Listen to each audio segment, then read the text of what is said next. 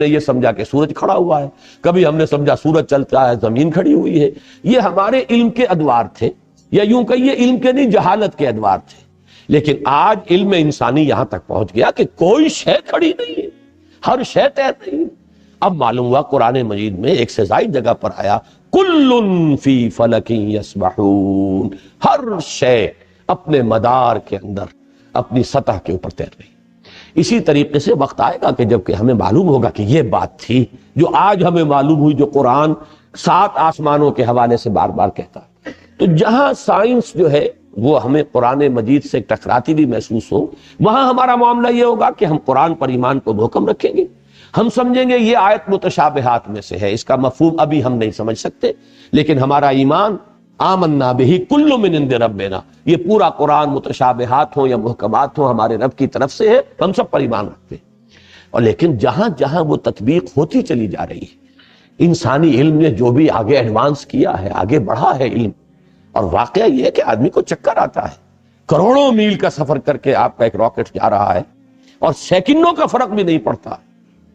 کتنی راتیں گزر گئیں، کتنے سال گزر گئے، 11 سال کے اندر وہ پہنچا تھا وہاں، جو وہ آخری ہمارا اس جو کنبہ ہے سورج کا، اس کا جو سب سے آؤٹ موسٹ جو ہے اس تک پہنچا ہے 11 برس میں، سن 77 کا چلا ہوا، سن 88 میں پہنچا ہے۔ لیکن پورا حساب کتاب صحیح جو یہاں پر بیٹھ کر کیلکولیٹ کیا گیا تھا اسی کے مطابق وہ وہاں پہنچ گیا۔ تو یہ انسان کی ترقی جو ہے، یہ یوں سمجھیے کہ سٹیگرنگ انسان کا چکر آتا ہے کہ کہاں تک انسان پہنچ گیا۔ اب اس علم کو آپ نظر انداز کیے رکھیں، اس سے کوئی گفتگو ہی نہ ہو، وہ بس اور آپ چلتے رہیں وہی پرانے مفسرین نے جو کچھ کہہ رہے، وہ پرانے مفسرین وہ خائن نہیں تھے، بددیانت نہیں تھے، لیکن کیا کرتے، ان کے پاس معلومات کا ذخیرہ ہی نہیں۔ ابھی وہ معلومات کا اتنا لمبا چوڑا ذخیرہ ان کے پاس موجود ہی نہیں، جو کچھ تھا اسی کے اوپر کام کر رہے تھے۔ تو سائنٹیفک معاملات میں یہ سمجھ لیجئے، میری اب تک کی سوچ کا جو حاصل ہے وہ میں نے آج آپ کو بتایا ہے۔ اول تو میں شدید اختلاف کر رہا ہوں تنزلات کا جو فلسفہ ہے اہل تصوف کے ہاں، وہ تنزلات ذات قرار دیتے ہیں، ذات باری تعالی کے تنزلات ہیں، معاذ اللہ ثم معاذ اللہ ثم معاذ۔ ہاں یہ تنزلات کا سلسلہ جو تنزلات ستہ کہا جاتا ہے کہیں کچھ اور، لیکن میرے نزدیک یہ تنزلات 3 ہیں، 3 لیولز ہیں اس کے، اور یہ تنزلات جو ہیں در حقیقت اللہ کے اس امر کن سے جو شے وجود میں آئی ہے، اولاً وہ ایک خلق نور تھا، وہ بھی ایک شے ہے، ایک خارجی حقیقت رکھنے والی شے ہے۔ اس مرحلے پر 2 صاحب شعور، صاحب تشخص ہستیاں پیدا کی گئیں، ارواح انسانیہ اور ملائکہ، اور ان میں جیسا کہ میں نے عرض کیا قطعاً کوئی چیز توحید کے منافی نہیں ہے اگر یہ بات مانی جائے کہ سب سے پہلے جو پیدا کیا گیا وہ نور محمدی ہے، یعنی روح محمدی۔ نور محمدی در حقیقت روح محمدی کا نام ہے، اس لیے کہ روح جو ہے نوری الاصل ہے۔ وہ جو اقبال نے کہا ہے کہ نقطہ نوری یہ جو ہے خاک کے اندر پنہا، غافل تو نرا صاحب ادراک نہیں ہے ذوق تجلی بھی اسی خاک میں پنہا، غافل تو نرا صاحب ادراک نہیں ہے۔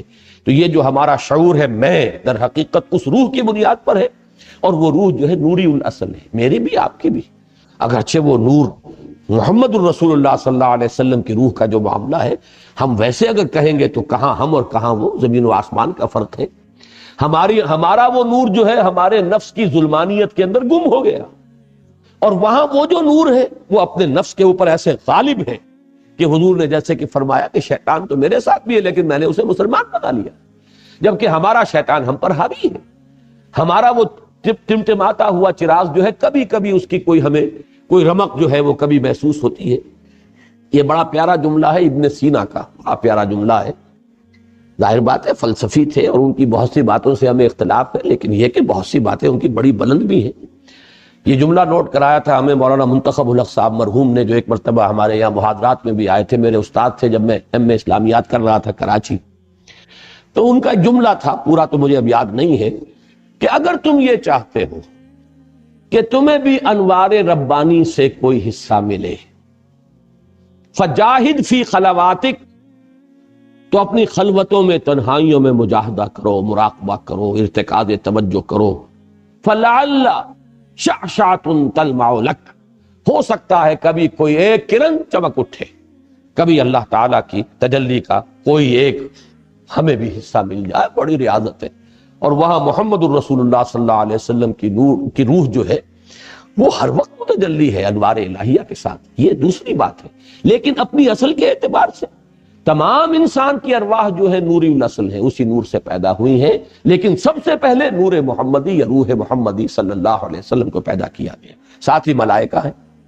پھر یہ تنزل کا دوسرا مرحلہ آ رہا ہے، اب خنک نور میں بڑے بڑے ایکسپلوژن کے ذریعے سے، اور غالباً بگ بینگ جو ہے وہ جو بھی کچھ دیکھا ہے، میں نے کئی مرتبہ بات کہی ہے کہ یہ جدید فلسفی ہوں یا جدید سائنسدان ہوں، ان کی جہاں تک ایکویٹی آف آبزرویشن کا تعلق ہے، بڑی ایکیوٹ آبزرویشن ہے، انہوں نے غور بہت کیا ہے، سوچا ہے، تو بہت چیزیں انہوں نے دیکھی ہیں، اگرچہ ان کی تعبیر، توجیہ اور ان میں کیا ربط و تعلق ہے، اس میں ٹھوکریں کھا گئے۔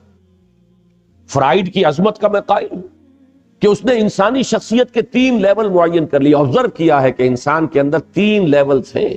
ایک سب سے نیچے ہے اڈ اور لیبیڈو، اس کے حیوانی تقاضے، اس سے اوپر ہے اس کا سیلف، خودی، اس سے اوپر ایگو اسے کہتا ہے، اور اس کے اوپر ہے سپر ایگو۔ 3 لیول، میں سمجھتا ہوں یہی 3 لیول ہیں جو ہمیں ہمارا دین بتاتا ہے، نفس، قلب اور روح۔ البتہ یہ کہ اس کی تعبیر کچھ اور ہے، وہ سپر ایگو کو سمجھتا ہے کہ وہ معاشرے کے زیر اثر کچھ نارمز ہوتے ہیں، کچھ اثرات ہوتے ہیں جو انسان کو ہانٹ کرتے رہتے ہیں، یہ نہ کرو، یہ نہ کرو، یہ کرو، یہ چیز جو ہے اس کے اوپر سپر ایگو جو ہے اس کی ایگو کے اوپر مسلط رہتی ہے، اسے پریشان کیے رکھتی ہے۔ ہمارے نزدیک وہ روح ہے در حقیقت، جس کے اندر ایک جو ارج ہے وہ اللہ کی طرف توجہ کی ارج ہے، اللہ کا قرب حاصل کرنے کی ارج ہے، وہ انسان کو اوپر اٹھانا چاہتی ہے۔ یہ نفس امارہ جو ہے، حیوانی وجود، یہ انسان کو نیچے کھینچ رہا ہے، پستی کی طرف لے جانا چاہتا ہے، پست خواہشات اور زمینی تمناؤں اور آرزوؤں کے اندر گرفتار رکھتا ہے۔ درمیان میں وہ قلب ہے، اگر اس قلب کے اوپر یہ اڈ یا لیبیڈو جو ہے یہ غالب آ جائے تو انسان نرا حیوان بن کر رہ گیا، اس کا انسان مر گیا۔ اگر روح غالب ہو گئی تو کیا کہنے ہیں، پھر یہ ہے وہ شے جو مطلوب ہے، روح غالب رہے، تو گویا کہ اب روح مرکب ہے اور یہ نفس جو ہے یہ گھوڑے کے مانند ہے جس پر سواری کر رہا ہے۔ یہ میں نے عظمت صوم میں بھی یہ سارے مضامین بیان کیے ہیں، حقیقت انسان میں بھی۔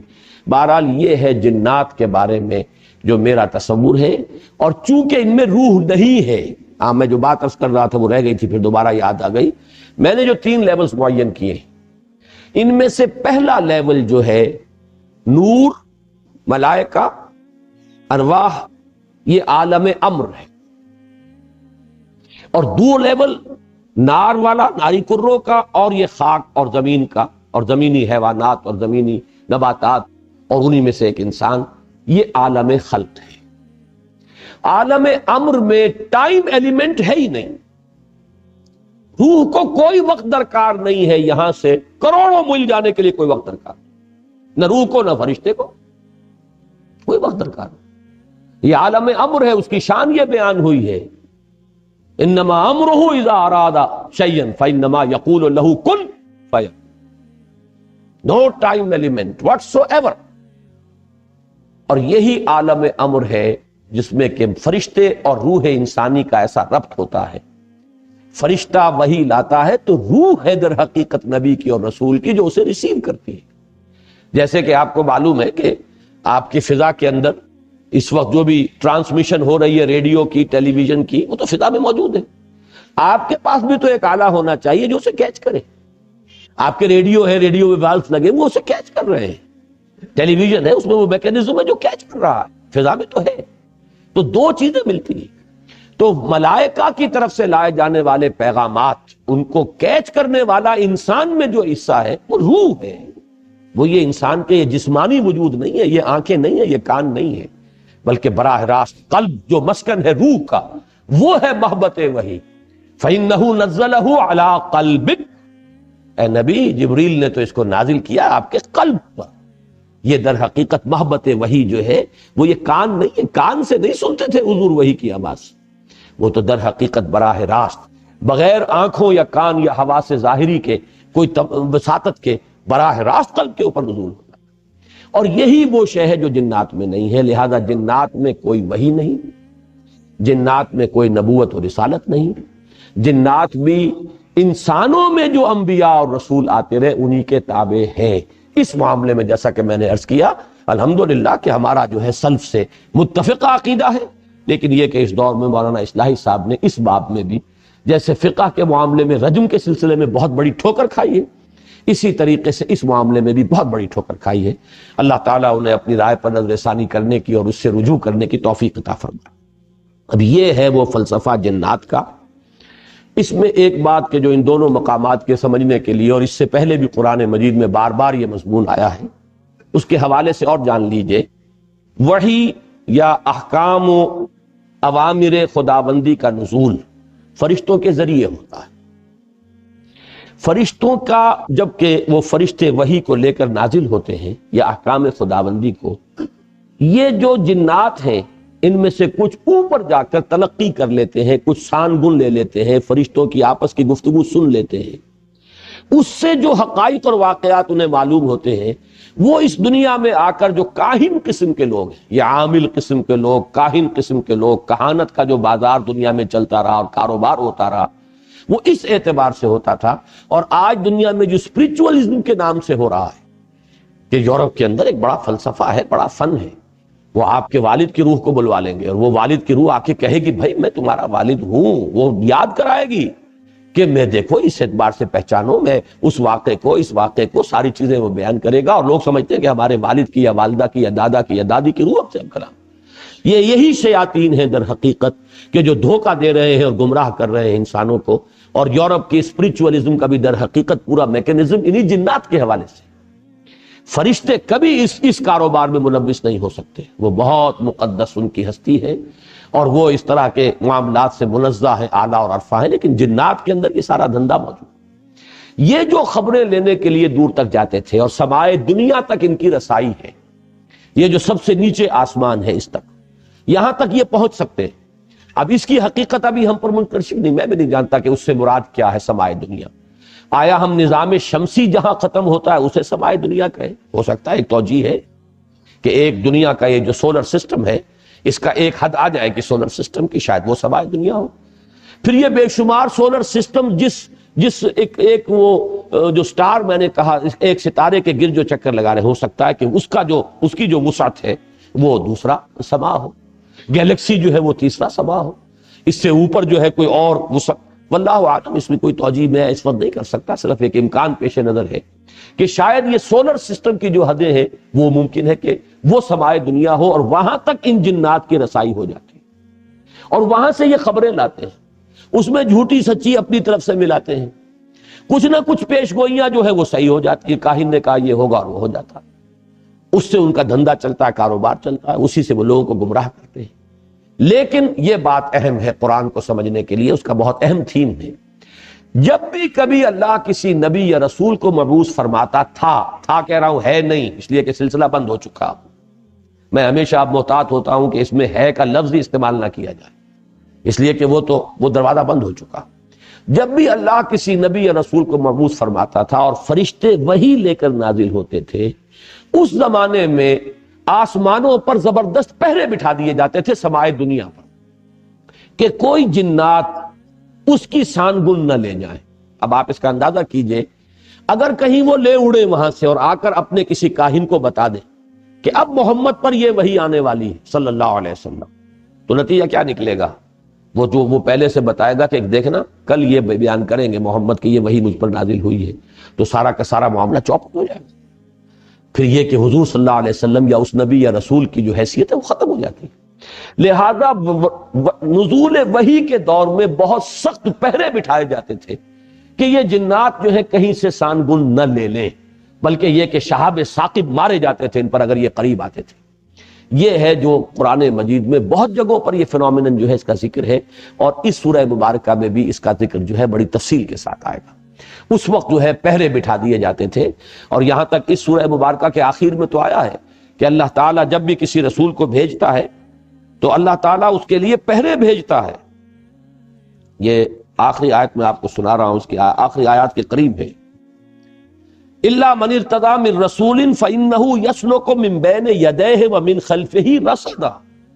جب بھی کبھی وہ نبوت کا پیغام یا رسالت کا پیغام یا وحی اللہ تعالیٰ بھیجتا ہے تو اس کے آگے اور اس کے پیچھے پہرا لگاتا ہے، پہرے دار بھیجتا ہے کہ اس کے اندر سے کوئی لے نہ اڑے یا اس میں کوئی اور چیز شامل نہ کروا دیں شیاطین جو ہیں، اور اس سے جو ہے اس وحی کی جو سینکٹیٹی ہے وہ مجروح ہو جائے۔ تو یہ بھی ذکر جو ہے اس سورہ مبارکہ میں موجود ہے۔ اب جیسا کہ میں نے عرض کیا تھا، یہ باتیں تو ہوئی تمہیدی اور کافی طوالت ان کی آج ہو گئی ہے، لیکن یہ کہ اب ہم اس کا ترجمہ بھی کر لیتے ہیں۔ لیکن ترجمے سے پہلے میں عرض کر دوں، روایات میں دو واقعات ہمیں ملتے ہیں کہ جن میں ذکر ہے کہ حضور صلی اللہ علیہ وسلم کے علم کے بغیر کچھ جن آپ کو قرآن پڑھتے ہوئے سن گئے، قرآن سنا آپ کی زبان سے۔ ایک تو روایت وہ ہے جو حضرت عبداللہ ابن عباس سے ہے رضی اللہ تعالی عنہما۔ یہ روایت بخاری میں بھی ہے، مسلم میں بھی ہے، ترمذی میں بھی ہے۔ ظاہر بات ہے بخاری مسلم میں ہے تو کسی اور کا ذکر کرنے کی ضرورت نہیں، حضرت ابن عباس رضی اللہ تعالی عنہ سے یہ منقول ہے۔ وہ فرماتے ہیں حضرت ابن عباس رضی اللہ تعالی عنہما، اس لیے کہ حضرت عباس بھی صحابی ہیں اور ابن عباس بھی صحابی ہیں۔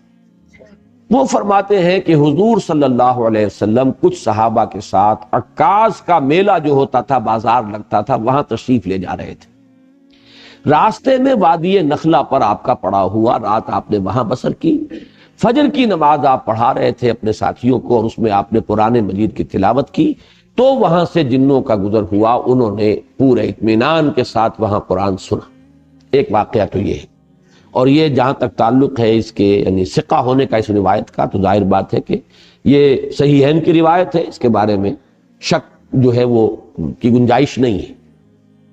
دوسری روایت جس کو کہ زیادہ تفسیری روایات میں اور سیرت کی کتابوں میں زیادہ نقل کیا گیا ہے، وہ یہ ہے کہ حضور جب سن 10 نبوی میں طائف سے واپس آ رہے تھے، جب مکے میں فیصلہ ہو گیا تھا ابو طالب کے انتقال کے بعد کہ اب محمد کو قتل کر دیا جائے صلی اللہ علیہ وسلم، تو حضور طائف گئے تھے، اور طائف میں آپ نے وہاں کے 3 سرداروں سے ملاقاتیں کی۔ بہرحال وہاں سے تو جواب جو ہے کوئی ان کو آپ کو پازیٹیو یا مثبت جواب نہیں ملا، واپس آ رہے تھے، اور سخت ترین دن آپ پر وہ گزرا، وہ معلوم ہے آپ کو، شدید ترین مشقت اور مصیبت آپ جھیل کر واپس آ رہے تھے۔ تو واپسی پر اسی وادی نخلہ میں قیام ہوا۔ یہ وادی نخلہ طائف اور مکے کے تقریباً درمیان میں ایک وادی ہے۔ آج کل جو لوگ وہاں جاتے ہیں تو ان کے علم میں ہے کہ 2 راستے ہیں، طریق السیل ہے ایک، اور ایک طریق الجبل ہے۔ ایک پہاڑی راستہ بنا ہے، اب جو نئی سڑک بنی ہے اس میں بڑے ایچ پیچ ہیں، بہت سے اس کے اندر موڑ ہے، جیسے پہاڑ کا ہوتا ہے، اچانک وہ چڑھائی چڑھتی ہے، تو وہ تو پہاڑی سڑک ہے، جیسے مری آپ جا رہے ہیں ایسی سڑک ہے۔ اور حضور اسی راستے سے گئے تھے طائف جاتے ہوئے، اس لیے کہ وہ دشوار گزار راستہ تھا، اور آپ چونکہ خفیہ جا رہے تھے، آپ کو اندیشہ تھا کہ اہل مکہ کو اگر معلوم ہو گیا تو پیچھا بھی کریں گے اور شاید قدر پہنچائیں، لہذا حضور حضرت زید ابن حارثہ رضی اللہ تعالیٰ عنہ کے ساتھ تھے، صرف 2 اور کوئی ساتھ نہیں، اور وہ پہاڑی راستہ آپ نے اختیار کیا تھا جو نہایت دشوار تھا۔ وہ آج بھی آپ جائیں اس طریقے جبل سے تو اندازہ ہوگا کہ جب یہ سڑک نہیں تھی تو یہ راستہ کتنا دشوار۔ دوسرا راستہ طریق السیل کہلاتا ہے۔ وہ طریق السیل جو ہے وہ بہت ہی یوں سمجھیے کہ گریجولی وہ اس کی چڑھائی ہے یا اترائی ہے۔ مکے سے طائف کی طرف جائیں گے تو چڑھائی ہے، اور طائف سے مکے کی طرف آئیں گے تو اترائی ہے، اور یہ وہ راستہ ہے جہاں پتہ ہی نہیں چلتا کہ آپ نے کوئی چڑھائی چڑھی ہے، اس قدر وہ گریجول اس کی جو ہے وہ چڑھائی یا اترائی ہے کہ پتہ ہی نہیں چلتا۔ اس راستے میں وہ نخلا کا مقام آتا ہے، وہ وادی نخلا جس میں حضور کا قیام ہوا ہے۔ یہ دونوں حدیثیں اس پر متفق ہیں کہ جو طائف سے واپسی پر بھی اگر یہ واقعہ ہوا ہے کہ فجر کی نماز میں آپ نے قرآن پڑھا اور جنوں نے سنا، تو بھی وہ نخلا کا مقام ہے، اور اگر وہ آپ اس سے پہلے کہیں خود تبلیغ کے لیے جا رہے تھے صحابہ کے ساتھ، اور اس میں عکاظ کے میلے میں، اس لیے کہ اس کا تو ہمیں روایات سے ثبوت ملتا ہے کہ چونکہ ایک بڑا میلہ لگتا تھا وہاں پر، بازار جیسے ہاٹ ہوتے ہیں ایسٹ پاکستان میں اور مختلف پنجاب میں دیہات میں بھی بازار لگتے ہیں، اور پٹھانوں کے علاقے میں بھی اس طرح کا وہاں ایک میلہ لگتا تھا، بازار بھی میلہ بھی۔ اس میں کچھ وہ بھی ہوتے تھے، شعر و شاعری کے مقابلے بھی ہوتے تھے، اس میں فنون کے مقابلے بھی، اس میں کشتیاں بھی، اس میں خرید و فروخت بھی، اس میں دلچسپی کا سامان بھی۔ تو حضور وہاں تبلیغ کے لیے گئے ہیں، تو اس موقع پر بھی جا رہے تھے، تب بھی یہ واقعہ جو ہے یہ وادی نخلا میں ہوا ہے۔ اس میں اب 2 روایات ملتی ہیں۔ سوالات اب یہ پیدا ہوتے ہیں کہ آیا یہ جو سورہ جن میں واقعہ بیان ہوا، سورہ احقاف میں بیان ہوا، آیا یہ 2 واقعے ہیں یا ایک ہے؟ بعض حضرات کی رائے یہ کہ ایک ہی واقعہ ہے جو دو جگہ بیان ہوا، بعض حضرات کی رائے کہ نہیں، یہ دو واقعے بالکل علیحدہ ہیں۔ میری رائے جو ہے، جتنا بھی میں نے غور کیا ہے، سمجھا ہے، اس دوسری رائے کے ساتھ ہے کہ یہ دو علیحدہ علیحدہ واقعے ہیں۔ نمبر 2 کہ پہلا واقعہ جو ہے وہ یہ ہے جو اب ہم پڑھ رہے ہیں سورہ جن میں، اس کا میرا اندازہ ہے کہ یہ سن 4، 5 یا 6 نبوی اس میں ہوا ہے۔ یہ دور وہ تھا جبکہ حضور پر نہایت شدت کے ساتھ سختی ہو رہی تھی، صحابہ پر تو جو کچھ ہو رہا تھا وہ ہو رہا تھا، حضرت بلال پر، حضور پر بھی وہ جو نقشہ سورہ معارج کے اندر بھی آیا ہے، فَمَا لِلَّذِينَ كَفَرُوا قِبَلَكَ مُهْطِعِينَ عَنِ الْيَمِينِ وَعَنِ الشِّمَالِ عِزِينَ، اس کا جو میں نے آپ کو پوری تفصیل بیان کی تھی کہ وہ جھپٹتے تھے جیسے کہ ہلاک کر دیں گے، مار دیں گے، تکہ بوٹی کر دیں گے، اور حضرت ابو بکر ایک موقع پر آڑے آئے ہیں تو پھر انہیں مارا ہے، اور انہیں اتنا مارا ہے کہ وہ یہ سمجھ کر چھوڑا ہے کہ یہ اب فوت ہو چکے۔ اس قسم کا واقعہ جو ہے اس سورہ مبارکہ میں بھی آتا ہے کہ ان لوگوں کا حال یہ ہے، وَأَنَّهُ لَمَّا قَامَ عَبْدُ اللَّهِ يَدْعُوهُ كَادُوا يَكُونُونَ عَلَيْهِ لِبَدًا، حال یہ ہو گیا ہے کہ جب اللہ کا ایک بندہ کھڑا ہوتا ہے اللہ کو پکارنے کے لیے، اللہ سے مناجات کرنے کے لیے، نماز پڑھنے کے لیے، تو ایسا ہوتا ہے، محسوس ہوتا ہے کہ یہ پل پڑیں گے اس کے اوپر، جم غفیر ہجوم کر کے جو ہے اس کے اوپر حملہ کریں گے۔ تو یہ سورہ معارج کی آیات اور سورہ جن کی یہ آیت جو ہے یہ ایک دوسرے سے بہت مشابہ ہے، اور یہ صورتحال میں تفصیل سے سورہ معارج میں عرض کر چکا ہوں کہ یہ ہے سن 4 سے سن 6، 7 نبوی، ابھی ہجرت نہیں ہوئی ہے، یہ آغاز وحی سے جو سن شمار ہوتے ہیں، یہ اس دور کا واقعہ ہے۔ جبکہ وہ واقعہ جو ہے دوسرا، اس کا ذکر سورہ احقاف ہے، وہ سن 10 نبوی کا واقعہ ہے، وہ تو اس کے بارے میں شک ہو ہی نہیں سکتا کہ وہ سفر طائف جو ہے وہ سن 10 نبوی میں ہوا ہے۔ دوسرا آپ یہ دیکھیں گے کہ اس واقعے میں جو جن تھے وہ جن یا تو مشرک تھے یا عیسائی تھے۔ اس واقعے میں جو جن تھے وہ حضرت موسیٰ اور تورات کے ماننے والے تھے۔ یہ دونوں جو ہے اب ترجمہ کریں گے تو یہ چیزیں واضح ہو جائیں گی۔ اب آئیے ترجمہ کیجئے تیزی کے ساتھ۔ قُلْ أُوحِيَ إِلَيَّ، اے نبی کہہ دیجئے کہ میری جانب وحی کی گئی ہے، أَنَّهُ اسْتَمَعَ نَفَرٌ مِّنَ الْجِنِّ، کہ سنا توجہ کے ساتھ جنوں کی ایک جماعت نے، فَقَالُوا، تو انہوں نے کہا، اب یہ صرف تذکرہ اتنا کیا واقعے کا، اب ساری گفتگو ان کی نقل ہو رہی ہے۔ انہوں نے قرآن سنا، اب جا کر اپنے قوم کے لوگوں سے جو کہا، اب وہ تقریر ساری ان کی ہے۔ یہ بھی ہو سکتا ہے کہ یہ ایک ہی مسلسل تقریر ہو، یہ بھی ہو سکتا ہے کہ مختلف مواقع پر انہوں نے جو باتیں کہی ہوں ان میں سے جو چیدہ نمائندہ جملے ہیں ان کو یہاں پر جمع کر دیا گیا۔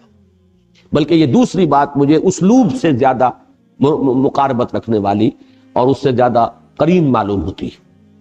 فَقَالُوا إِنَّا سَمِعْنَا قُرْآنًا عَجَبًا، تو انہوں نے کہا کہ ہم نے سنا ایک قرآن بہت عجیب، اور عجیب سے مراد ہے بہت دل کو لبھانے والا، بہت عمدہ، بہت پسندیدہ۔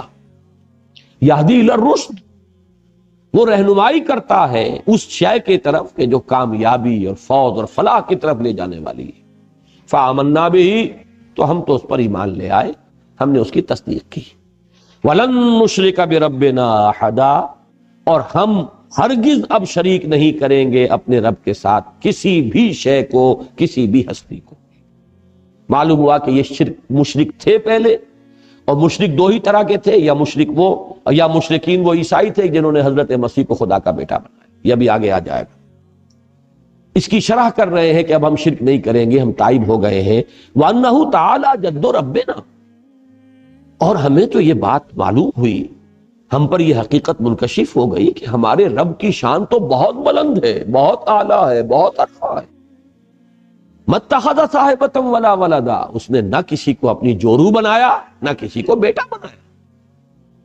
وَأَنَّهُ كَانَ يَقُولُ سَفِيهُنَا عَلَى اللَّهِ شَطَطًا، اور ہمارا بے وقوف یا ہمارے بے وقوف جو کچھ اللہ کی طرف منسوب کر رہے تھے وہ تو بڑی غلط بات تھی، بڑی گستاخی کی بات تھی، بڑی ہی گمراہ کن باتیں تھیں جو وہ کہہ رہے تھے۔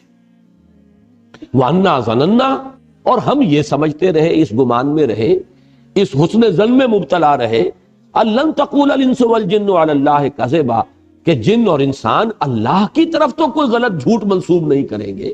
ایسی کون ایسا شامت کا مارا ہوگا جو اللہ تعالیٰ کی طرف غلط بات منسوب کرے؟ لیکن ہمیں معلوم ہوا کہ ہمارے یہ لوگ، ہمارے یہ لیڈر کہہ لیں جو بھی کہیں، یہ ہمیں بہت غلط پٹیاں پڑھاتے رہے.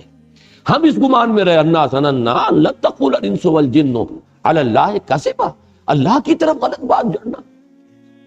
وانه كان رجال من الانس يعوذون برجال من الجن، اور یہ کہ انسانوں کے بہت سے مرد پناہ طلب کیا کرتے تھے جنوں میں سے بہت سے مردوں کی، جنوں میں سے بہت سے افراد کی، تو اس سے ان کی سرکشی میں اور اضافہ ہو گیا.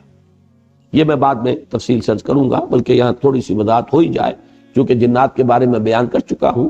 عرب میں ایک رواج یہ تھا کہ وہ یہ سمجھتے تھے کہ ہر وادی کا ایک جن ہوتا ہے جو اس کا مالک ہوتا ہے، رب ہوتا ہے. رب کے اصل معنی مالک کے ہیں.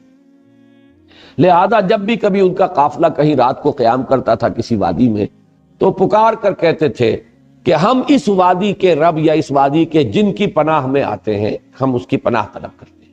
یہ ان کا عقیدہ تھا کہ پھر کوئی شے گردن نہیں پہنچاتی.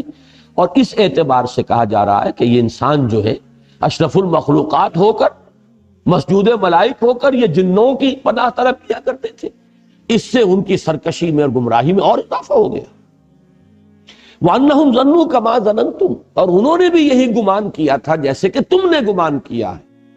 أَن لَن يَبْعَثَ اللَّهُ أَحَدًا، کہ اللہ کسی کو نہیں اٹھائے گا. اس کے دو معنی ہیں، وہ بعد میں تفصیل سے عرض کر دوں گا.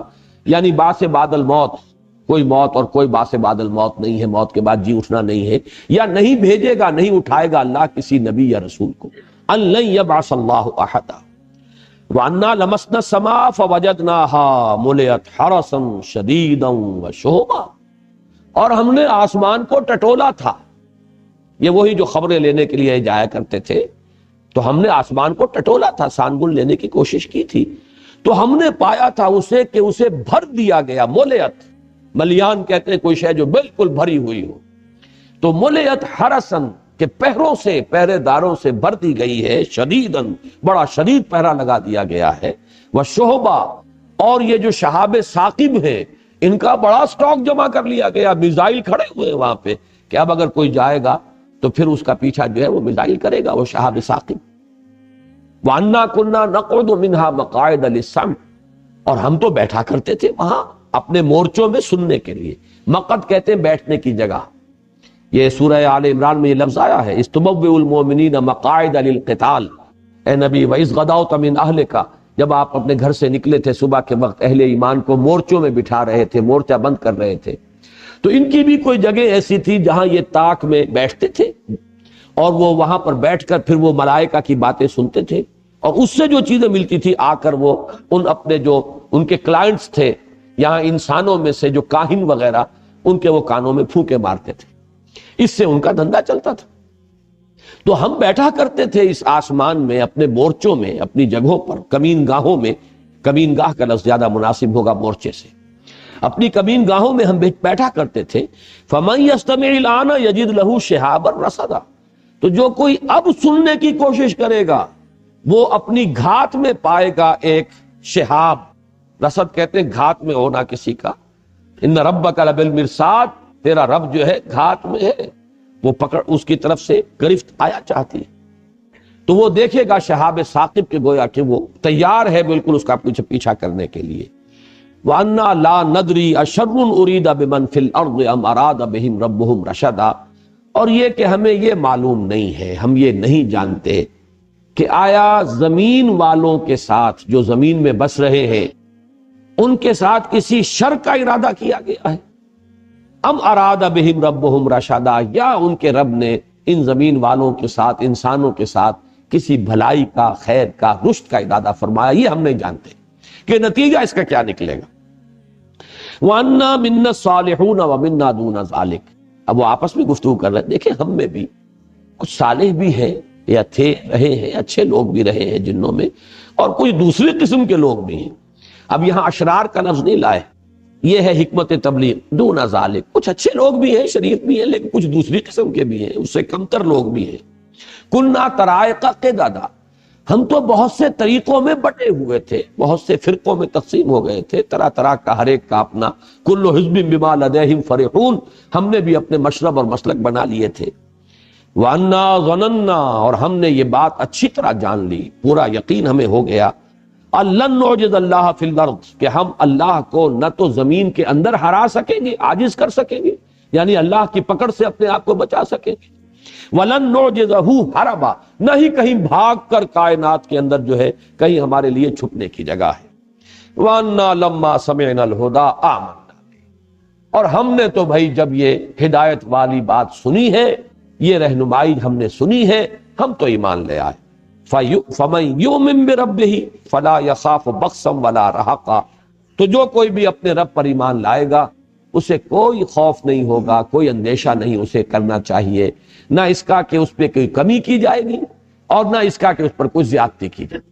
لا يخاف بخسا ولا رہقا وَأَنَّا مِنَّا الْمُسْلِمُونَ وَمِنَّا الْقَاسِطُونَ۔ اب ذرا بات کو کھولا ہے اور دیکھو ہم میں سے مسلم بھی ہیں، فرما بردار بھی ہیں، اور قاسطون بھی ہیں، نا انصاف بھی ہیں، زیادتیاں کرنے والے بھی ہیں۔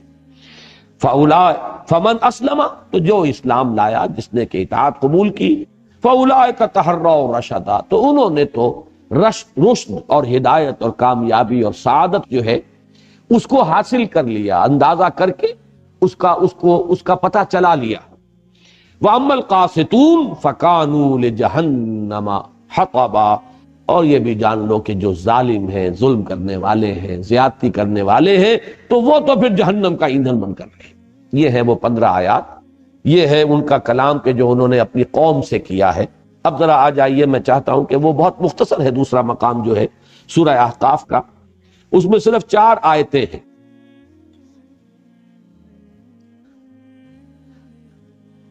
وَإِذْ صَرَفْنَا إِلَيْكَ نَفَرًا مِنَ الْجِنِّ، اور اے نبی یاد کیجئے جب کہ ہم نے آپ کی طرف رخ پھیر دیا جنوں کی ایک جماعت، یہاں بھی لفظ نفر آیا، اس کی وضاحت میں بعد میں کروں گا۔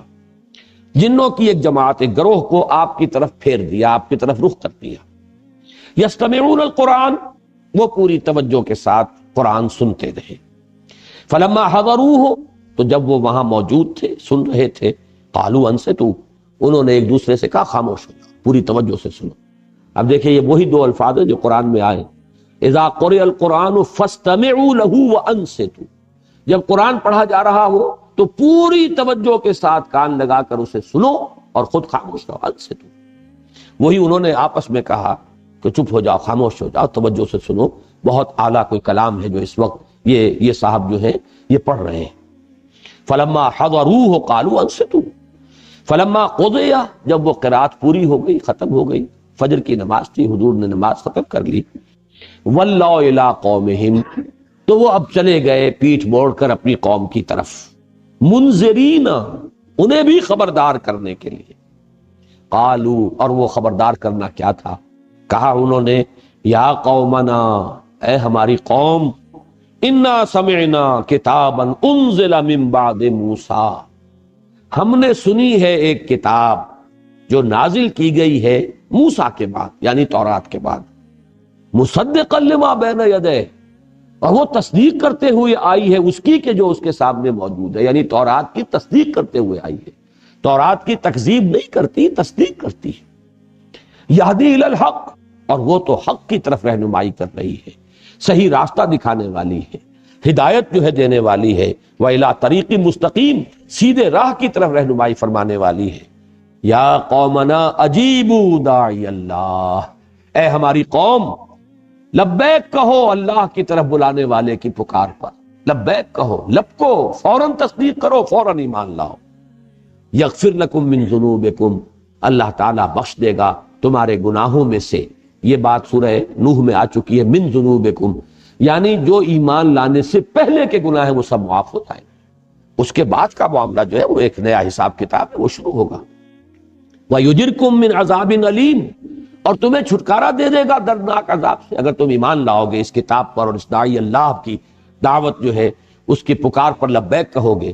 وَمَن لَا يُجِبْ دَاعِيَ اللَّهِ، اور جو کوئی اللہ کی طرف پکارنے والے کی پکار پر لبیک نہیں کہتا، فَلَيْسَ بِمُعْجِزٍ فِي الْأَرْضِ، تو وہ پھر اللہ کو عاجز کرنے والا نہیں ہے زمین میں، وَلَيْسَ لَهُ مِن دُونِهِ أَوْلِيَاء، اور نہیں ہے اس کے لیے اللہ کے سوا کوئی مددگار اور پشت پناہ، أُولَٰئِكَ فِي ضَلَالٍ مُّبِينٍ، یقیناً وہ تو کھلی گمراہی کے اندر ہے۔ یہ 4 آیات ہیں سورہ احقاف کی، اور یہ 15 آیات ہے سورہ جن کی۔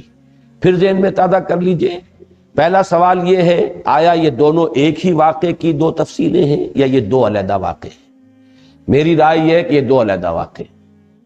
پہلا واقعہ زمانی اعتبار سے جو سن 4 سے سن 7 تک اس عرصے میں کہیں ہوا ہے، جبکہ فزیکل پرسیکیوشن اپنے پورے عروج کو پہنچ چکی تھی، اس وقت یہ واقعہ ہوا ہے۔ اور یہ واقعہ جیسے کہ روایت میں آیا ہے جو صحیح بخاری صحیح مسلم وغیرہ میں موجود ہے حضرت عبداللہ ابن عباس رضی اللہ تعالی عنہما سے، یہ حضور جب تشریف لے جا رہے تھے صحابہ کی ایک جماعت کے ساتھ عکاظ کے میلے کی طرف، تو رات کا پڑاؤ جو ہے وادی نخلا میں ہوا اور وہاں آپ نے فجر کی نماز میں قرآن پڑھا۔ یہ واقعہ وہ ہے۔ اس میں جو جن ہیں صاف اندازہ ہو جاتا ہے کہ انہیں کوئی خاص اندازہ نہیں تھا، صرف انہیں یہ پتا چلا تھا کہ آسمانوں پر پہرا لگ گیا ہے، کوئی خاص بات ضرور ہے، کہیں شاید کسی نبوت کا ظہور ہوا ہو، کوئی خاص معاملہ ضرور ہے، ورنہ یہ پہرے نہیں ہوتے تھے، ہم تو یہاں بیٹھا کرتے تھے، سانگن لیتے تھے، کاہنوں کو جا کے کانوں کے اندر پھونکے مارتے تھے، ہمارا دھندا چل رہا تھا۔ یہ پہرے جو لگ گئے کوئی خاص واقعہ، اب وہ تلاش کے اندر نکلے ہوئے ہیں کہ اچانک ان کا گزر وہاں سے ہو گیا، ان پر پورا عقدہ کھل گیا اور انہوں نے پہچان لیا کہ یہ اللہ کے نبی ہیں، اور یا تو وہ عیسائی تھے، حضرت عیسیٰ کے ماننے والے، اور وہ عیسائی کے جو تثلیث کے قائل ہیں، جنہوں نے اس وقت کی جو تثلیث تھی، یہ بھی جان لیجئے، اس میں دو تثلیثیں ہیں دنیا میں۔ ایک تثلیث ہے اللہ اور حضرت مریم اور حضرت عیسیٰ، یہ تثلیث تھی ابتدائی تثلیث، اور ایک تثلیث ہے خدا اور روح القدس اور بیٹا یعنی حضرت مسیح، یہ دو تثلیثیں ہیں ان کے ہاں۔ تو یہاں جو فرمایا گیا یہ وہ تثلیث ہے کہ جس کا انہوں نے کہا کہ ہم تو یہ سمجھ چکے کہ ہمارے رب کی شان اس سے بہت اعلیٰ اور ارفع ہے کہ وہ کسی کو جورو بنائے یا بیٹا بنائے، تو ہو سکتا ہے کہ وہ جو عقیدہ تثلیث جو تھی عیسائیت کی اس کے اوپر وہ تھے، یا پھر وہ مشرکین تھے، اس لیے کہ مشرکین نے بھی، جو مشرکین عرب تھے انہی کے دین پر تھے وہ، اس لیے کہ وہ فرشتوں کو خدا کی بیٹیاں کہتے تھے، اور انہوں نے جو بات سمجھی ہے پوری طرح تفصیل سے بیان کی ہے۔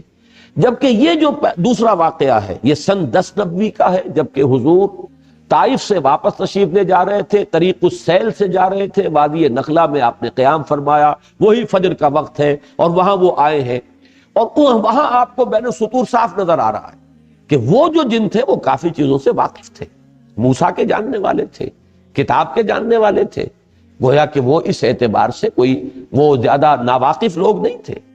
البتہ اس گمان میں تھے کہ شاید اب یہ آخری کتاب تھی تورات کی، اور شاید آخری تھے نبی موسیٰ، اب ان کے بعد شاید کوئی اور نبی آنے والے نہیں ہیں، لیکن چونکہ باقی سارا تصور ان کا مکمل تھا، لہذا فوراً وہ ایمان لائے اور فوراً انہوں نے داعی کی حیثیت اختیار کر لی اور جا کر اپنی قوم کو جس قدر زوردار انداز کے اندر دعوت دی ہے۔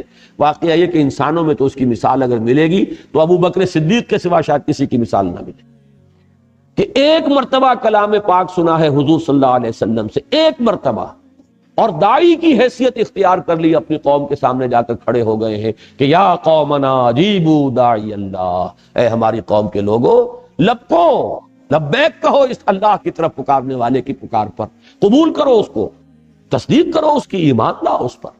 تو یہ جو معاملہ ہے یہ تو واقعتاً وہ صدیقین کے زمرے کے کوئی یہ جو ہے جنات ہیں، اور یہ بات اچھی طرح معلوم ہو گئی ان سے بھی کہ وہ اپنے کسی نبی کا ذکر نہیں کر رہے، اپنے ہاں کی کسی کتاب کا ذکر نہیں کر رہے، ورنہ تو اس کا ذکر کرتے کہ ہمارے ہاں جو کتاب ہے یا ہمارے ہاں جو نبی آئے ہیں یہ بھی وہی باتیں کر رہے ہیں کہ جو ہمارے ہاں کے نبیوں نے اور رسولوں نے کی ہیں، قطعاً نہیں۔ نام لے رہے ہیں تو حضرت موسیٰ کا، اگر ذکر کر رہے ہیں تو تورات کا، تو معلوم یہ ہوا کہ کوئی سلسلہ نبوت و رسالت جنات میں نہیں ہے، بلکہ رسالت اور نبوت کے اعتبار سے جنات بھی انسانوں ہی کے تابع ہیں، جو بھی رسول بھیجے گئے انسانوں میں اور نبی مبعوث کیے گئے ان کے مخاطب ہیں انس بھی اور جن بھی، اور یہ بات جو ہے بڑی تفصیل سے میں آپ کو بتا چکا ہوں۔ سورہ رحمان تو ہے ہی پوری کی پوری اس پر مسلسل تخاطب تسنیہ کے صیغے سے، فَبِأَيِّ آلَاءِ رَبِّكُمَا تُكَذِّبَانِ یا معشر الجن والانس ان استطعتم ان تنفذوا من اقطار السماوات والارض فانفذوا لا تنفذون الا بالکل تسنیہ کے سینے سے، سنفرغ لکم ایھا الثقلان، اے وہ دو بھاری مخلوقوں ہم ان قریب تمہارے لیے فارغ ہوا چاہتے ہیں۔ تو سورہ رحمان کو پڑھ کر بھی اگر بات واضح نہیں ہوئی تو معلوم ہوتا ہے کہ ذہن کے اوپر کسی غلط فکر کا، غلط سوچ کا، غلط نظریے کا کوئی بہت ہی دبیز اور کوئی بہت ہی بھاری حجاب جو ہے وہ پڑ گیا ہے، ورنہ وہ حقیقت بالکل علم نشرہ ہوتی۔ اور سب سے بڑی بات یہ کہ امت کا اجماعی عقیدہ ہے، پوری امت کا 1400 برس کا، اس سے اصل میں ہٹ کر راہ نکالنا جو ہے در حقیقت وہی ہے کہ جو چیز انسان کے لیے جو اس کی گمراہی کا سب سے بڑا سبب بنتی ہے۔ اب آئیے ذرا ایک ایک لفظ پر بھی ہم ذرا تھوڑا سا غور کر لیں۔ قل اوحی الیہ، یہ سب سے پہلے لفظ قل پر غور کیجئے، حضور کو یہ وحی کیوں کی گئی؟ کیوں کہا گیا کہ اس واقعے سے آپ اپنے ان لوگوں کو خبردار کریں؟ یہ اس لیے کہ معلوم ہو جائے کہ جیسی سرکشی اے قریش تم کر رہے ہو، جن گمراہیوں میں تم مبتلا ہو، اسی قسم کے سرکش، اسی قسم کے گمراہی میں مبتلا جنات بھی تھے، لیکن دیکھو ان کے ایک گروہ نے اس کلام کو سنا ہے اور وہ ایمان لائے، انہوں نے تصدیق کی۔ تم اپنی بدبختی پر غور کرو ذرا کہ تم کہاں کھڑے ہو، تم سوچنے کے لیے تیار نہیں۔ میں جب آج سوچ رہا تھا اس پر، مجھے سورہ انعام کی آیت نمبر 89 کی طرف میرا ذہن منتقل ہوا۔ فَإِن يَكْفُرْ بِهَا هَؤُلَاءِ فَقَدْ وَكَّلْنَا بِهَا قَوْمًا لَيْسُوا بِهَا بِكَافِرِينَ، اگر یہ لوگ ناقدری کر رہے ہیں اس قرآن کی، اس وحی کی، یہ حکمت جو انہیں سنائی جا رہی ہے قرآن کے ذریعے سے، اگر یہ قریش جو ہیں ان کی ناقدری کر رہے ہیں تو اے نبی آپ پریشان نہ ہو، ہم نے اور قوموں کو تیار کیا ہوا ہے اس کام کے لیے کہ وہ اس کی ناقدری نہیں کریں گے، وہ اس کی قدر دانی کریں گے، اس کو حرز جان بنائیں گے، آگے بڑھ کر چومیں گے اس کو اور اس کو قبول کریں گے، لہذا گھبرائیے نہیں۔ ان یکفر بہا ہؤلاء فقد وکلنا بہا قوما لیسوا بہا بکافرین، ہم نے قومیں ایسی ہیں جو فوراً تصدیق کرے گی۔ اب ان میں اشارہ انصار مدینہ کی طرف بھی ہو سکتا ہے اور دوسری اقوام کی طرف بھی ہو سکتا ہے، پھر ان میں اشارہ ان کی طرف بھی ہے، تو یہ بھی ایک مثال ہے۔ قل کہہ دیجئے ان سے اوحی الیہ، یہ اوحی الیہ سے اشارہ ہو رہا ہے اس بات کی طرف کہ یہ بات حضور کو خود معلوم نہیں ہوئی۔ یہ بات ذرا کھلے گی بعض حضرات کو، لیکن بات سمجھ لیجئے، جو قرآن سے ہمیں قرآن کو فالو کرنا ہے، اوحی پر وحی کی گئی۔ جب آپ نخلا میں قرآن پڑھ رہے تھے آپ کو معلوم نہیں ہوا، اگر ہوتا تو آپ اسی وقت اپنے صحابہ کو بتا دیتے، پھر کسی وحی کی ضرورت نہیں تھی۔ اس لیے اللہ تعالیٰ اپنے بندے کو چاہے رسول ہو، چاہے نبی ہو، چاہے ولی ہو، کوئی بھی ہو، جتنا علم دیتا ہے بس وہی علم اس کا ہے، جو علم نہیں دیتا وہ علم اس کو حاصل نہیں ہو سکتا۔ کل کا کل عطائی علم ہے، ذاتی علم کسی کا نہیں ہے ذرہ پر، اور یہ وہ شے ہے جس کو بریلوی مکتب فکر کے بھی محققین مانتے ہیں۔ میں نے یہ حقیقت و اقسام شرک میں تفصیل سے بحث کی ہے۔ ان کے جو صاحب علم ہیں، ایک تو ہے عام واعظ، نعت گوئی کرتے کرتے وہ کہیں مؤذن تھے اور نعت گو ہوئے، اس کے بعد وہ خطیب بھی ہو گئے اور وہ بلکہ خطیبوں کے سردار ہو گئے۔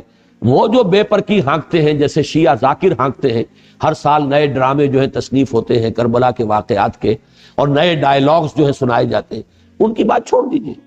جو ان میں اہل تحقیق ہیں ان سے میں نے جب رابطہ قائم کیا، مثلاً ایک ساہیوال جو اب کہلاتا ہے، منگومری تھا اس زمانے پہ، وہاں کے بہت بڑے عالم ہیں، بریلوی مکتب فکر کے زعماء میں سے ہیں، میں ان سے پاس گیا، میں نے کہا مسئلہ کیا علم غیب کا؟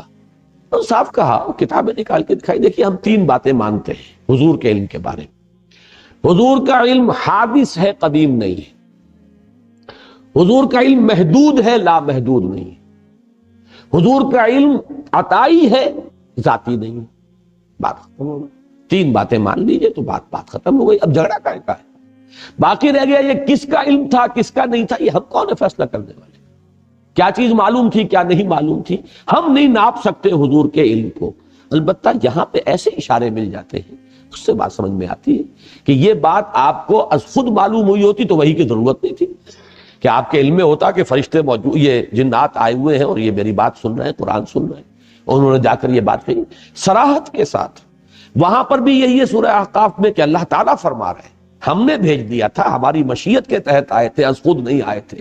اس صرفنا الیک نفرا من الجن، ہم نے رخ پھیر دیا کچھ جنوں کی ایک جماعت کا کہ وہ آپ کی طرف آئی اور قرآن اس نے سنا۔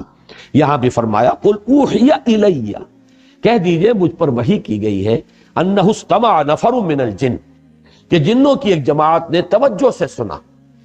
استماع کو نوٹ کر لیجئے، سمع یسمع کے معنی ہے مجرد سننا، اور استماع یستمع باب افتعال بنے گا استماع، اس کے معنی پورے توجہ سے کان لگا کر دھیان سے سننا۔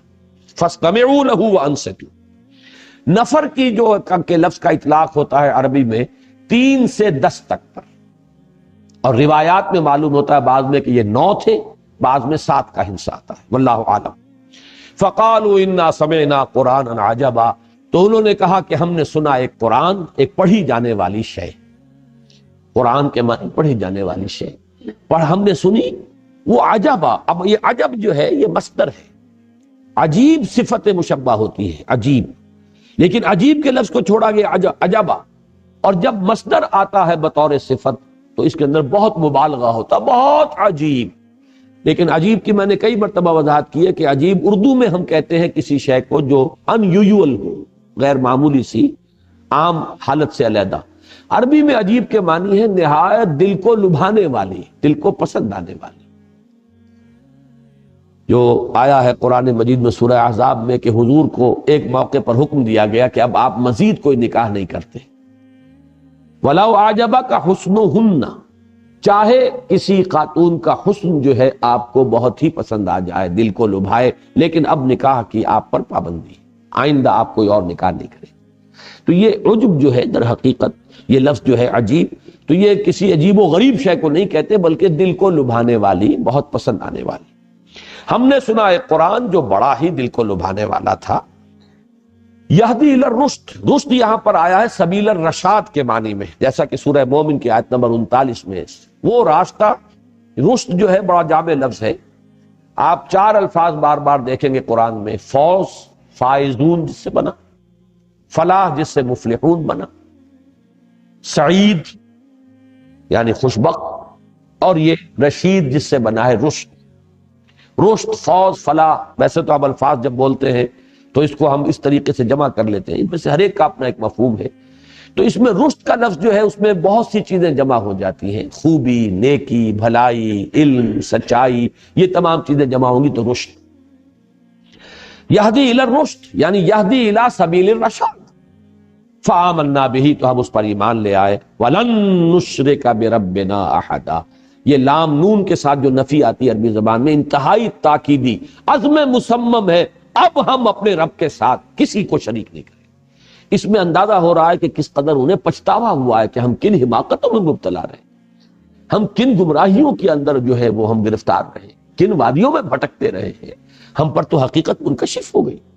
اللہ تعالیٰ یہی جذبہ ہمیں عطا فرمائے کہ ہم بھی کبھی اپنی سابقہ زندگی پر اس اعتبار سے پشیمان ہو، جتنی پشیمانی ہوگی اتنے ہی درجے میں عزم ہوگا اصلاح کا اور ارادہ بنے گا اپنے آپ کو بدلنے کا۔ تو یہ در حقیقت ان کی اس پشیمانی کا جو ہے ایک پیمانہ ہے، فَلَن نُشْرِكَ بِرَبِّنَا أَحَدًا وَأَنَّهُ تَعَالَى جَدُّ رَبِّنَا مَا اتَّخَذَ صَاحِبَةً وَلَا وَلَدًا، ہمارے رب کی شان تو بہت بلند ہے۔ یہ جد کا لفظ ہماری ثنا میں آتا ہے، سبحانک اللہم وبحمدک، تعالی جدو کا، تیری شان بہت بلند ہے۔ انہ تعالی، یہی لفظ ہے وہاں پر ثنا میں، ہمارے رب کی شان بہت بلند ہے، اس سے بہت اعلیٰ عرفہ منزہ ہے کہ وہ کسی کو جورو بنائے یا بیٹا بنائے۔ یہ بات سمجھ لیجئے، یہ چیز اللہ کے شایان شان نہیں۔ کیوں نہیں؟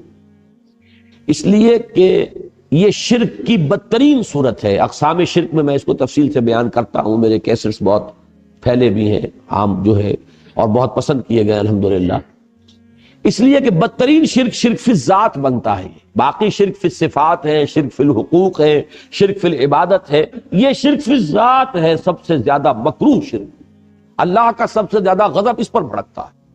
جیسے کہ سورہ کہف کی آیات، وَيُنذِرَ الَّذِينَ قَالُوا اتَّخَذَ اللَّهُ وَلَدًا مَا لَهُم بِهِ مِنْ عِلْمٍ وَلَا لِآبَائِهِمْ كَبُرَتْ كَلِمَةً تَخْرُجُ مِنْ أَفْوَاهِهِمْ إِنْ يَقُولُونَ إِلَّا كَذِبًا فَلَعَلَّكَ بَاخِعٌ نَفْسَكَ عَلَىٰ آثَارِهِمْ إِن لَّمْ يُؤْمِنُوا بِهَٰذَا الْحَدِيثِ أَسَفًا۔ اس سے بھی کہیں زیادہ پرجلال انداز جو ہے وہ سورہ مریم میں، وَقَالُوا اتَّخَذَ اللَّهُ وَلَدًا وَقَالُوا اتَّخَذَ الرَّحْمَٰنُ وَلَدًا لَقَدْ جِئْتُمْ شَيْئًا إِدًّا تَكَادُ السَّمَاوَاتُ يَتَفَطَّرْنَ مِنْ فَوْقِهِنَّ وَيَتَفَطَّرْنَ مِنْهُ وَتَنشَقُّ الْأَرْضُ وَتَخِرُّ الْجِبَالُ هَدًّا أَن دَعَوْا لِلرَّحْمَٰنِ وَلَدًا وَمَا يَنبَغِي لِلرَّحْمَٰنِ أَن يَتَّخِذَ وَلَدًا۔ پہاڑ گر پڑنے کو ہے، زمین شق ہونے کو ہے، آسمان پھٹ پڑنے کو ہے، اس گستاخی پر کہ انہوں نے اللہ کے لیے کہا ہے کہ بیٹا اس نے بنا۔ اور اللہ کے شایان شان ہی نہیں کہ بیٹا بنائے. آخر کیا وجہ ہے؟ تجزیہ کیجئے. بیوی در حقیقت کسی کے نوع سے ہوتی ہے، لہذا بالکل برابر ہے. انسانوں میں نوع ایک ہے، مرد اور عورت نوع تو ایک ہے، جن سے دو ہیں، لیکن باقی تو ہر اعتبار سے بعضکم من بعض، نوع تو ایک ہی ہے، جس کو آپ کہتے ہیں بایولوجی میں سپیشیز تو ایک ہے، سیکسز دو ہے نا. تو ایک نوع ہوا، گویا کہ اگر کوئی جورو ہے کسی کی تو اسی کی نوع سے ہے. اور بیٹا ظاہر بات ہے کہ وہ تو در حقیقت وہ بھی اسی کی نوع میں سے ہے. بیٹا جو بھی ہوگا، آخر گھوڑے کے ہاں جو پیدا ہوگا گھوڑا ہے، گدھے کے ہاں جو پیدا ہوگا گدھا ہے، انسان کے ہاں جو پیدا ہوگا انسان ہے. تو اللہ کے ہاں جو پیدا ہوگا وہ اللہ ہے. یہ ہے در حقیقت شرک کی وہ بدترین صورت کہ ہر اعتبار سے اللہ کے ساتھ بالکل مساوی کر دینا والا معاملہ جو اس شرک میں آتا ہے کہ اس کے لیے کسی کو جورو یا اس کے لیے کسی کو بیٹا قرار دیا جائے، اولاد قرار دیا جائے. وہ تو بالکل نوع ہی ایک ہو گئی، ایک درجہ. ایک سید زیادہ سید ہے، مغل زیادہ مغل ہے، راجپوت کا بیٹا راجپوت ہے، تو اللہ کا بیٹا تو مکمل اللہ ہے، بالکل برابر کا ہے، کفو ہے، ہم پلہ ہے، مد مقابل ہے.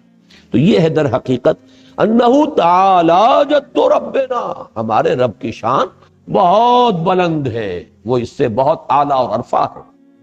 وَمَتَّخَذَ صَاحِبَةً وَلَا وَلَدًا وَأَنَّهُ كَانَ يَقُولُ سَفِيهُنَا عَلَى اللَّهِ شَطَطًا. یہ سفیہ جو ہے یہ واحد کے لیے بھی آتا ہے اور جمع کے لیے بھی. یہ بھی ہو سکتا ہے ان کا ہمارے ہاں کے بڑے بدھو اور بڑے یہ جو بنے پھرتے تھے ہمارے گرو گھنٹال، ہمارے لیڈر، ہمیں بڑی غلط پٹیاں پڑھاتے رہے، اور انہوں نے ہمارے ان بے وقوفوں نے اللہ پر جو ہے بڑی غلط باتیں جو ہیں جڑی ہیں اور غلط ان کے اللہ کی طرف منسوب کیا ہے کہ اللہ نے کسی کو بیٹا بنا لیا اور اللہ نے کسی کو جو ہے اپنا برابر کا درجہ دے دیا ہے. تو یہ شیطان لعین کی طرف بھی اشارہ ہو سکتا ہے، اس کی ذریت معنوی اصل بھی مجموعی طور پر بھی مراد ہو سکتی ہے. وَأَنَّهُ كَانَ يَقُولُ سَفِيهُنَا عَلَى اللَّهِ شَطَطًا وَأَنَّا ظَنَنَّا لَن تَقُولَ الْإِنسُ وَالْجِنُّ عَلَى اللَّهِ. یہ ہے وہ سادہ لوحی، بہت اہم ہے یہ آیت. اکثر و بیشتر عوام الناس اسی سادہ لوحی میں مارے جاتے ہیں. آپ کا عام بیچارہ بریلوی جو ہے وہ کیا سمجھے، وہ تو اپنے مولوی کی بات سنتا ہے، اپنے وائس کی بات سنتا ہے. وہ یہ گمان نہیں کر سکتا کہ یہ ہمیں دھوکہ دے دین کے اندر اللہ کے معاملے. اسی طریقے سے کوئی شیعہ ہے، اسی طرح قادیانی ہے. قادیانیوں کا ہر شخص تو ان میں سے ریسرچ نہیں کرتا، ہر شخص قرآن مجید کی جو ہے تحقیق نہیں کرے گا کہ ختم نبوت کے کیا معنی ہے کیا نہیں ہے. اب جو بھی ان کے ہاں ان کے وہ بٹگر ہیں، ان کے گرو گھنٹال ہیں جو پڑھاتے ہیں، وہ اپنے اسی خیال کے اندر کہ آخر یہ کس چیز پر ہمیں دھوکہ دیں گے، کیوں دھوکہ دیں گے.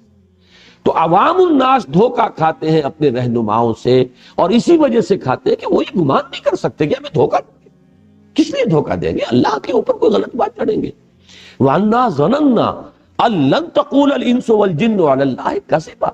ہم نے یہ گمان کیا، ہم اس خوش فہمی میں رہے، ہم یہی سمجھتے رہے کہ جن اور انس ایک دوسرے کے بارے میں جھوٹ بول دیں، اللہ کے بارے میں جھوٹ بول دیں.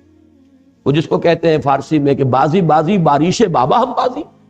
یہ تم کھیل کر رہے ہو، استہزاء کر رہے ہو کہ اپنے باپ اور دادا کی داڑھیوں کے ساتھ بھی کھیل کرو گے، بارش بابا ہم بازی. تو یہ جھوٹ جو ہے تراشنا اور جھوٹ جڑ دینا، چاہیے اللہ پر جھوٹ جڑیں گے. ہم نے یہ سمجھا کہ انسان ایسی حرکت تو نہیں کریں گے، یہ جنات ایسی حماقتیں تو نہیں کریں گے. وَأَنَّهُ كَانَ رِجَالٌ مِّنَ الْإِنسِ يَعُوذُونَ بِرِجَالٍ مِّنَ الْجِنِّ فَزَادُوهُمْ رَهَقًا. اور یہ کہ بہت سے مرد جو تھے یا انسانوں میں سے بہت سے لوگ وہ پناہ طلب کرتے تھے جنوں میں سے لوگوں کی، اس سے ان کی سرکشی میں اور اضافہ ہو گیا. اب یہاں امکان ہے کہ یہ زادوہم رہقا، زادو کے اندر ایک ضمیر ہے فاعلی، انہوں نے اضافہ کر دیا. ہم ضمیر مفعولی ہے ان کے لیے یا ان میں، لیکن یہ کہ اضافہ کرنے والا کون ہے، کن میں اضافہ ہوا ہے، اس میں دونوں رائے ہو سکتی ہے. یعنی جنوں نے ان انسانوں کو اور گمراہ کیا، پھر اور غلط راستے پر ڈالا. اچھا تم اشرف المخلوقات ہو کر اور تم ہماری پناہ طلب کر رہے ہو تو ہم تمہیں ایسی وادیوں میں لے جا کے بھٹکائیں گے کہ تم جہنم کا ایندھن ہی بن کر رہو. اور ایک یہ بھی ہو سکتا ہے کہ انسانوں کے اس طرز عمل نے ان شیاطین جن کے اندر جو نشہ ہے اور چڑھا دیا. یہ ہماری پناہ طلب کر رہے ہیں تو گویا کہ ان میں سرکشی، اپنا غرور، تکبر، تمرد، شیطنت، سرکشی جو ہے وہ اور بڑھ گئی۔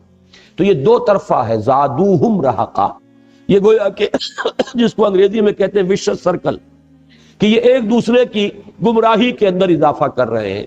اور یہ دونوں کیا، چونکہ اس میں یہ احتمال موجود ہے تو یہ بہت ہی ذو معنیین کہیے، اور دونوں معنی جو ہے اس کے اپنی جگہ پر صحیح ہے اور درست ہے۔ وَأَنَّهُمْ ظَنُّوا كَمَا ظَنَنْتُمْ أَن لَّن يَبْعَثَ اللَّهُ أَحَدًا، اور یہ کہ انہوں نے بھی یہی گمان کیا تھا، انسانوں نے بھی، جیسے کہ تم لوگ گمان کیے بیٹھے ہو کہ اللہ کسی کو نہیں اٹھائے گا، ہرگز نہیں اٹھائے گا کسی کو۔ ہمارے جدید مفسرین میں سے اکثر نے مراد لیا ہے کہ یہ بعث بعد الموت کا تذکرہ ہے، کہ جیسے تم سمجھتے ہو کہ بس مرنے کے بعد کوئی زندگی نہیں، کوئی اٹھایا نہیں جانا ہے، کوئی حساب کتاب نہیں ہے، ویسے ہی انسان بھی اس حماقت میں مبتلا تھے۔ لیکن یہ کتاب نازل ہوئی ہے، اللہ نے اپنے ایک بندے کے اوپر ہدایت اتار دی ہے، اور اب یہ حقیقت منکشف ہو گئی ہے کہ ہمیں تو اٹھایا جائے گا، حساب کتاب ہوگا، جواب طلبی ہوگی، جزا و سزا ہوگی۔ دوسری رائے یہ ہے کہ لن یبعث اللہ احد سے مراد ہے بعثت رسول، کہ وہ بھی اس گمان میں تھے جیسے کہ تم اس گمان میں ہو کہ اب کوئی اور رسول آنے والا نہیں ہے۔ میرے نزدیک یہ دوسرا مضمون ہے یہاں پر، اور یہ اللہ کا شکر ہے کہ مولانا شبیر احمد عثمانی رحمۃ اللہ علیہ نے اس کو زیادہ اہمیت دی ہے۔ تو میں اپنی رائے کے ساتھ جہاں بھی کہیں کسی ایسی شخصیت کی رائے جو ہے اس کو پا لیتا ہوں تو پھر اطمینان ہو جاتا ہے کہ متفق گردید رائے بو علی بارائے من، تو ایک اطمینان اور اعتماد ہوتا ہے۔ میرے نزدیک یہاں پر مراد بعث بعد الموت نہیں ہے، بلکہ رسولوں کا اٹھایا جائے۔ اس کی وجہ کیا ہے اس کو سمجھ لیجیے اچھی طرح۔ در حقیقت تار نبوت و رسالت، تار کا لفظ استعمال کر، یہ تو ایک ایسی ہے، ثم ارسلنا رسلنا تترا، یہ تترا کا لفظ ہے جس سے لفظ متواتر بنا ہے۔ پھر ہم نے پے بپے اپنے رسول بھیجے، تو رسولوں کا تار ٹوٹا ہی نہیں، البتہ حضرت مسیح اور حضور کے مابین 600 برس کا فاصلہ، اس کو فترت اولا کہتے ہیں۔ یہ پہلی مرتبہ یہ اتنا بڑا وقفہ آیا ہے نبوت اور رسالت کے سلسلے میں، حضرت مسیح علیہ السلام اور حضور کے مابین کے وقفے کو۔ اسی لیے قرآن مجید کی ایک آیت میں، یہ سورہ مائدہ کی آیت ہے 19ویں، وہاں پہ الفاظ ہیں یا اہل الکتاب قد جاءکم رسولنا یبین لکم علی فترۃ من الرسل ان تقولوا ما جاءنا بشیر ولا نذیر فقد جاءکم بشیر ونذیر واللہ علی کل شیء قدیر۔ تو یہ فترت وحی کا دور تھا، 600 برس بیت گئے تھے، تو ایک گمان کرنے کی گنجائش تھی کہ شاید سلسلہ ختم ہو چکا، اب شاید کوئی کتاب آنے والی نہیں، اب شاید کوئی رسول آنے والے نہیں۔ اور جن لوگوں نے حضرت مسیح تک بھی جن کی رسائی نہ ہوئی ہو اور صرف حضرت موسیٰ ہی کو جانتے ہوں، وہ تو سمجھیے کہ پھر بہت طویل عرصہ بیت چکا۔ اس اعتبار سے گمان پیدا ہوا کہ شاید بس نبوت و رسالت کا سلسلہ منقطع ہو چکا ہے، اب اللہ کسی کو نہیں اٹھائے گا۔ میرے نزدیک یہ اس آیت کا مفہوم جو ہے یہ زیادہ قرین قیاس ہے، اور مولانا شبیر احمد عثمانی رحمۃ اللہ علیہ نے اسی کو ترجیح دی۔ اکثر دوسرے جو مفسرین ہیں اس دور کے مترجمین، انہوں نے وہ پہلی بات کہی ہے، چونکہ وہ بات بھی جڑتی ہے کہ توحید کے ساتھ ہی معاد کا معاملہ آتا ہے، تو توحید کی بات تو پہلے آ گئی، لن نشرک بربنا احدا، اب یہ گویا کہ معاد کا ذکر ہے، تو وہ بھی ممکن ہے، لیکن زیادہ میرا جو رجحان ہے وہ اس بات کی طرف ہے کہ یہ بعثت رسول کے بارے میں۔ وَأَنَّهُمْ ظَنُّوا كَمَا ظَنَنْتُمْ أَن لَّن يَبْعَثَ اللَّهُ أَحَدًا وَأَنَّا لَمَسْنَا السَّمَاءَ، اب یہ بات میں پہلے آپ کو بتا چکا ہوں، ہم نے آسمانوں کو ٹٹولا تھا۔ لمس کہتے ہیں چھونے کو، جیسے کوئی اندھا جو ہے وہ چھو کر دیکھتا ہے کسی چیز کو، تو اسی طریقے سے یہ آسمانوں کو چھو کر اور کچھ ٹوہ لگانے کے لیے جب جاتے تھے، اَنَّا لَمَسْنَا السَّمَاءَ فَوَجَدْنَاهَا مُلِئَتْ حَرَسًا شَدِيدًا وَشُهُبًا، اور ہم نے آسمان کو ٹٹولا۔ یہ نوٹ کیجئے، اسی لیے میرا گمان یہ ہے کہ یہ سماعت دنیا مراد ہے یہاں پہ جمع کا صیغہ نہیں آیا، آخری یا سب سے نچلا آسمان، ہماری طرف سے پہلا آسمان، اوپر سے سب سے نچلا آسمان۔ ہم نے آسمان کو انا نمسنا السماء فوجدناها ملئت حرسا شدیدا وشوبا، ہم نے پایا اسے وہ تو بھر دیا گیا ہے بڑے شدید پہرے سے، حارس کہتے ہیں پہرے دار کو، حرس پہرا، اور شہبا، اور شہاب ثاقب جو ہے گھات میں لگے کڑے ہوئے وہاں پہ، وہ میں نے لفظ استعمال کیا تھا، میزائل جو ہے وہ بالکل پوزیشن میں اگر ٹریگر دبے گا اور سیدھا آئے گا تم پر یہ۔ تو چونکہ وہ در حقیقت شہاب ثاقب جو یہ بار بار قرآن مجید میں یہ مضمون آیا ہے۔ ابھی جو یہ بابری مسجد کے سلسلے میں جو اخبار میں تفصیل آئی ہے اس میں بھی نقشہ یہی ہے، مسجد کو بچانے کے لیے کہ 1 لاکھ کے قریب ہندو جمع ہو جائے گا، موب ایکشن ہوا تو مسجد کا تو وہ ریزہ کر دیں گے، چھوٹی سی مسجد ہے۔ تو وہاں کی حکومت نے وہ کیا کہ ایک تو باربڈ وائر جو ہوتی ہے کانٹوں دار خاردار تار کا ایک گھیرا پہلے لگایا مسجد کے گرد، ایک کچھ وقفے سے دوسرا گھیرا لگایا، ان